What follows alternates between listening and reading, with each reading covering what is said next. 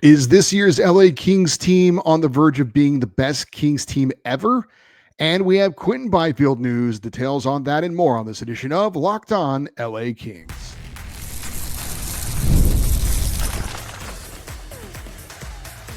You are Locked On Kings, your daily podcast on the Los Angeles Kings, part of the Locked On Podcast Network, your team every day.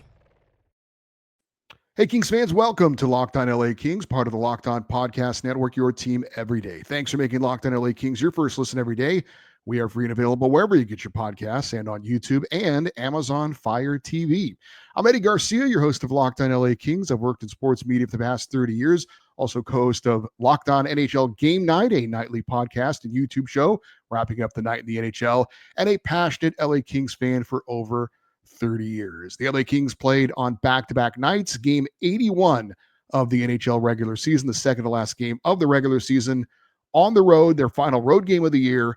Kings were in Seattle to face the Kraken one night after rolling over the Edmonton Oilers on the road for a 5-0 win to secure home ice advantage against the Oilers in the first round of the playoffs. Now, before we get into our usual game recap, we need to address two things. Number one, the status of Quinton Byfield, and number two, news of punishment handed down by the NHL to Oilers defenseman Darnell Nurse. Now, if somehow you missed it, and if you're watching this show, I'm not sure how that's possible, but in the second period of that Kings-Oilers game on Monday, Oilers defenseman Darnell Nurse wrapped up Kings forward Quinton Byfield in front of the net after a save was made by the goaltender, took Byfield down to the ice kind of head first, and while Byfield was laying face down on the ice, cross-checked him in the back of the head. Byfield was shaken up on the play, left, did not return. Nurse was assessed a 5-minute major penalty in a game misconduct, being ejected from the game. So let's start with the real important part for us as Kings fans. What is the current status of Quinton Byfield? Well, unfortunately, we don't have any more clarity on that really than we did Monday night. We do know that Byfield did not play against Seattle, and no update has officially been given on his status. No one's saying day-to-day or anything like that. Now, perhaps the Kings were waiting for the punishment to be handed down to Darnell Nurse before giving any details on Byfield's status. Why would they do that? Well, the NHL typically hands down more severe punishment when there is an injury involved and a player misses time. We'll have to wait to see at least another day if we do get a definitive timeline on Quinton Byfield. So I will pass this along from Dennis Bernstein of the fourth period in NHL Network Radio. He said on social media, as he is on the road with the team, that Quinton Byfield was on press row. He was hanging out with the healthy scratches before the Seattle game or during the game, and that after the game, he was joking around in the dressing room. So that would appear to be a good sign that he is okay and that he'll be ready for the start of the playoffs. But until I see him in uniform on the ice for game one against the Oilers, there's still reason to be a little bit worried. As for the punishment to Darnell Nurse, as I mentioned, it was announced just before the start of the Kings-Kraken game what that punishment would be. I'm going to try something. I hope it doesn't sound terrible.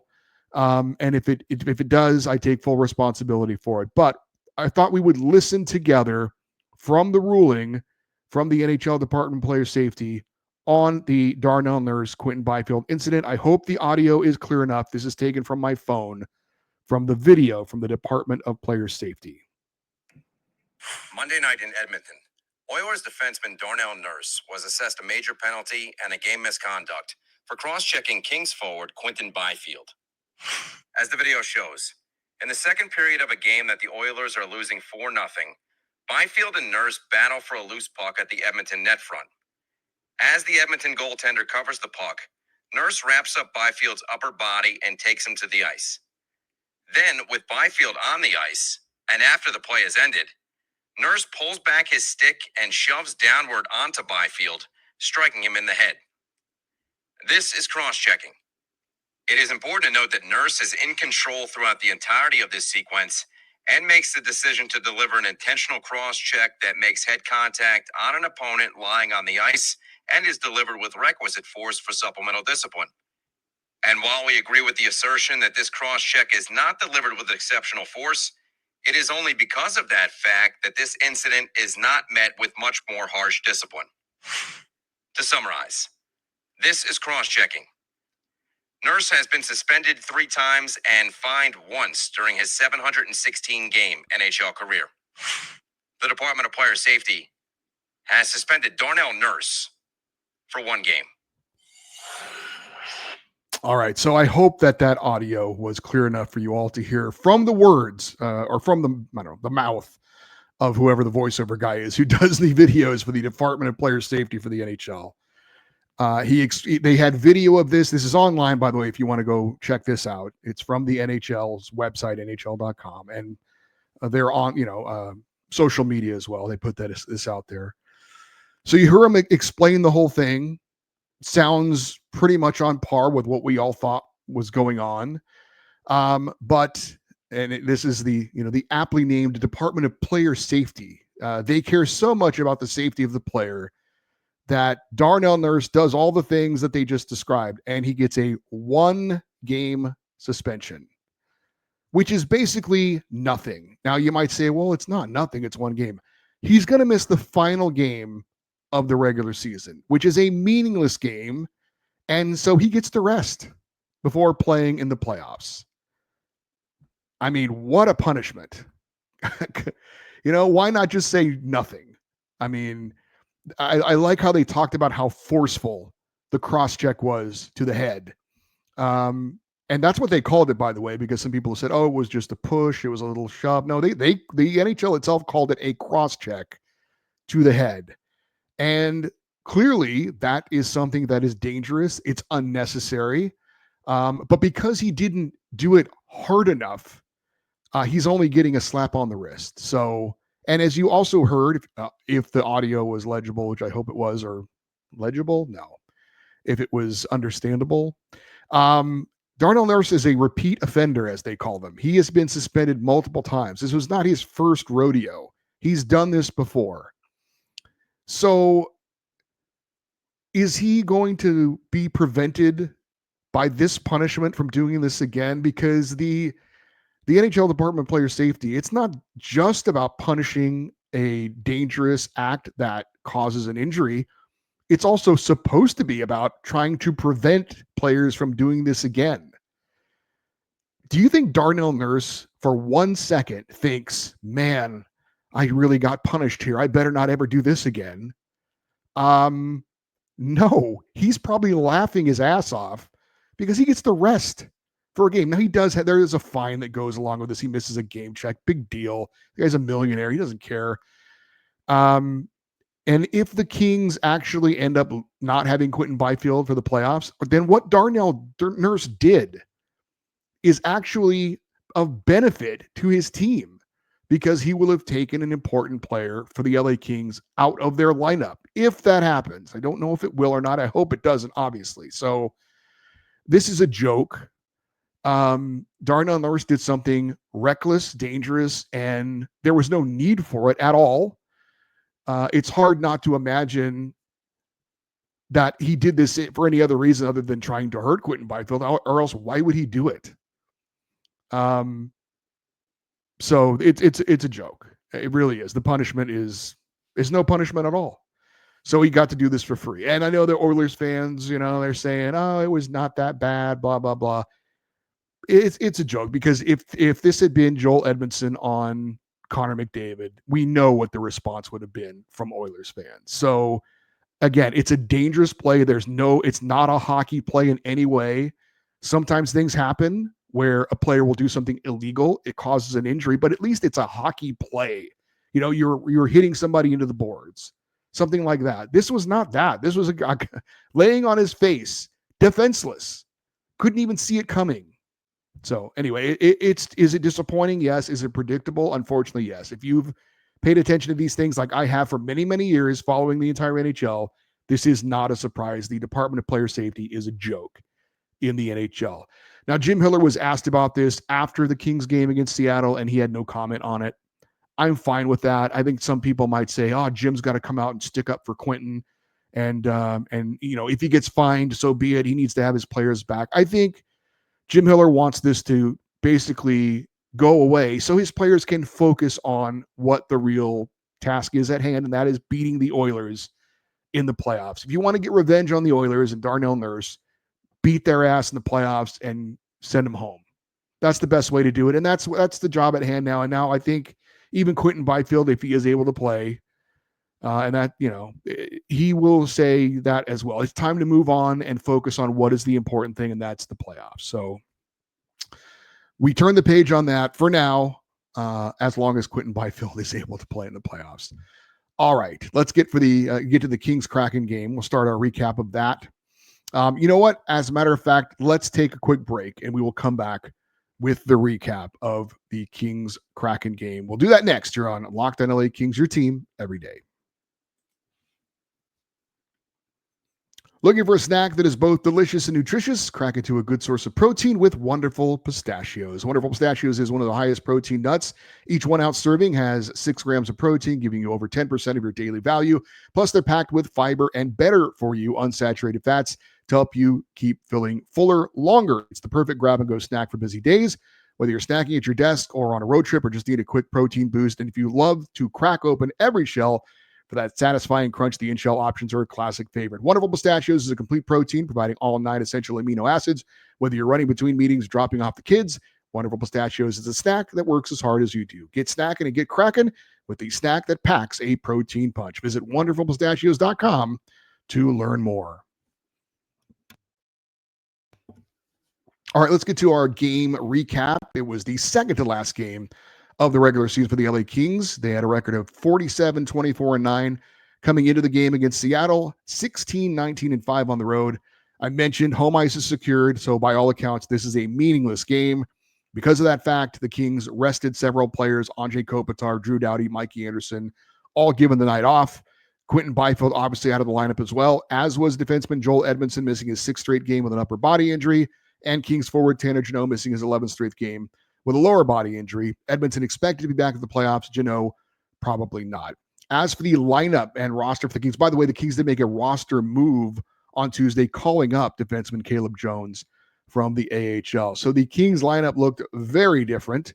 Alex Turcotte would be centering the top line in place of Anze Kopitar, along with Adrian Kempe and Andrei Kuzmenko. The second line would remain untouched. Philip Deneau centering Warren Foegele and Trevor Moore. Alex Laferriere would center the third line. He would still be on the third line with Kevin Fiala, but shifting over from wing to center. And Jeff Malott would move up from the fourth line to wing on the third line. And the fourth line would have Samuel Hellenius at center, with Akil Thomas and Trevor Lewis both being inserted into the lineup. As for the defensive pairings, it would be Vladislav Gavrikov and Jordan Spence, basically moving up from the second pairing to the top pairing, with Mikey Anderson and Drew Doughty both out of the lineup. Jacob Moverar and Brant Clark move up from the second pairing to the third pairing, while Caleb Jones just called up and Kyle Burrows were inserted into the lineup as the third pairing on defense. David Riddick would get the start, obviously with the Kings playing back-to-back games, and Darcy Kemper would serve as the backup. As for the big question for me coming into this game, would the Kings avoid anything that could affect them in the playoffs? No injuries and nothing stupid to get suspended, although the Department of Player Safety would probably screw that up anyway. But this game means nothing. Let's get it over with. If you win, great. If you make some good plays and there are some goals scored, great. But let's just get this game over with without any issues. As far as the scoring summary in this one, Kings get a goal from Samuel Hellenius and a power play goal from Alex Turcotte and jumped out to a 2-0 lead after one period. Second period, Seattle would score twice to tie it up, but Warren Foegele and Alex Laferriere scored, and LA would still have a 2-goal advantage after 2 periods. In the third, the Kings got goals from Adrian Kempe and Samuel Hellenius again to take a 6-2 lead, but they then allowed 3 goals the rest of the way and then had to hold on for a 6-5 victory. Kings improved to 48, 24-9 overall, 17, 19, and 5 on the road.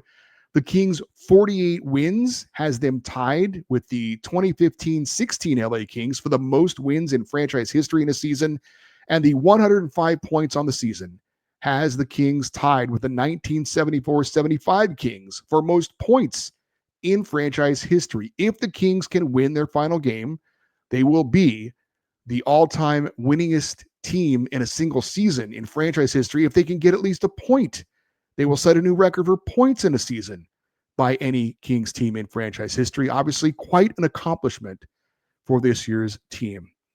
As far as the game stats in this one, Kings win it 6-5. Shots on goal favored Seattle 34-24. Power plays, Seattle was 3 for 4 with a man advantage. The Kings were 1 for 3.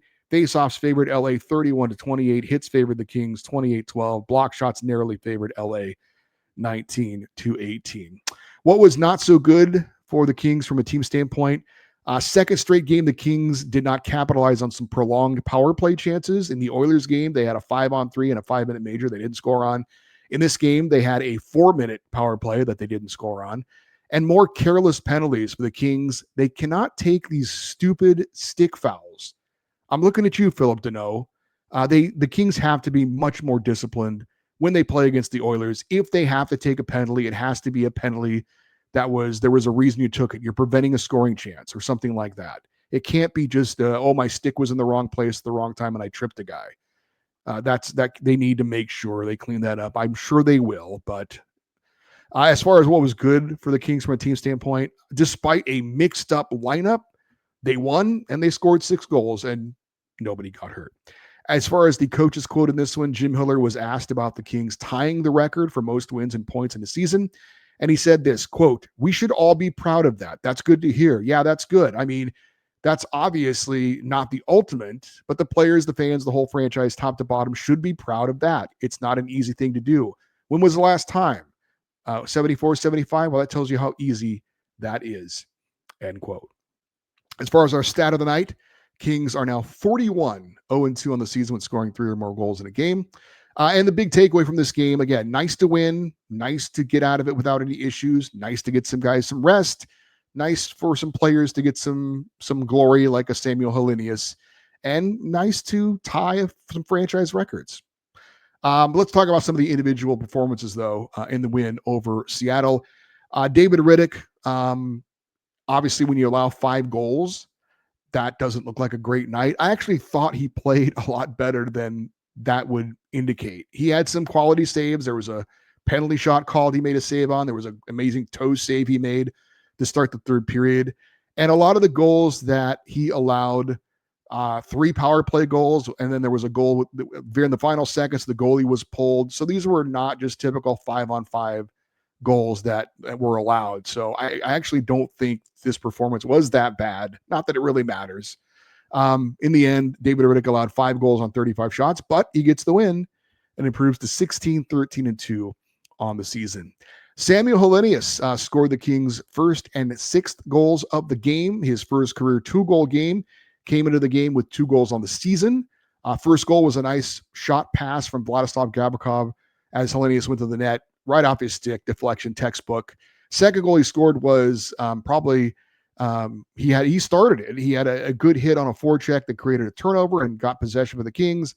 Then Jacob Morar fired a point shot, deflects on net, and then Hellenius puts in the rebound. So very nice job by Samuel Hellenius of using his size and strength to get to that rebound, and nice of him to have his first ever 2-goal game. Alex Turcotte scored the Kings' 2nd goal of the game. It was the only power play goal of the game for LA. His 9th goal of the season. Kevin Fiala made a very nice play at the blue line, not only to hold the puck in, but make a nice feed to Adrian Kempe. Kempe then found Turcotte on the back door for a tap-in goal. Kempe and Fiala playing on the point on the power play, with the Kings going with the 5 forwards. Turcotte also had a primary assist to give him 25 points on the season. Alex Laferriere scored the Kings' 4th goal. Started with a 2-on-1 between him and Fiala. Laferriere makes a nice pass over to Fiala. He puts the shot on. Nice save made, but Laferriere follows up the shot by putting in the rebound. His 19th goal of the season, extending his career high for goals in a season. He now has 42 points on the year. Laferriere has 3 goals and 7 points in his last 8 games. Before that, he had 3 goals and 7 points in his previous 23 games. So he's picking it up right now. Warren Foegele scored the 3rd goal of the game, a gorgeous power move. He was behind the net, took it to the front of the net, and a backhand shot. Loved that move and finish from Warren Foegele. 24th goal of the season, extending his career high. He now has 46 points on the season. Adrian Kempe scored the Kings' 5th goal, 35th of the season. Warren Foegele had the prettiest individual goal. This goal by Kempe was the prettiest team goal on a night where they had a few of them. Andrei Kuzmenko makes a sweet pass to Alex Turcotte, and he was in the slot. He then fed it over to Kempe at the side of the net. He came around the net and was wide open, put it into an empty net for Kempe, who had an assist as well. He now leads the team with 73 points. That is 2 away from his career high for points in a season. I also wanted to congratulate Jeff Malott, who picked up his first career NHL point. He had a secondary assist on the LaFerriere goal. I'll be honest, I'm not sure how that happened. But after that beautiful goal of his was wiped away and taken away from him, I'm willing to just look the other way on this one and let him have a point. Checking the team leaders in the win over Seattle. 5 different Kings had multi-point nights. Samuel Helenius and Adrian Kempe each had 3 shots on goal. Samuel Helenius led the team in hits with 4. Vladislav Gavrikov had 3 block shots. Gavrikov also led the Kings in ice time, 25 minutes, 10 seconds. And Philip Deneau led the Kings in the faceoff circle, winning 9 of 16. I will say, Alex Turcotte and Alex LaFerriere playing center, which they haven't done a lot this year. I think LaFerriere, that was his first time doing it all year. They actually did a pretty good job in the faceoff circle. They were around 50%, both of them. So for guys who don't do it too much, not bad. All right, up next, we're going to give out our 3 stars of the game. We will tell you also about the completed playoff picture in the West. And also, if we have time, we'll get into a war of words between the Kings and Oilers. That's next here on Locked On LA Kings, your team every day.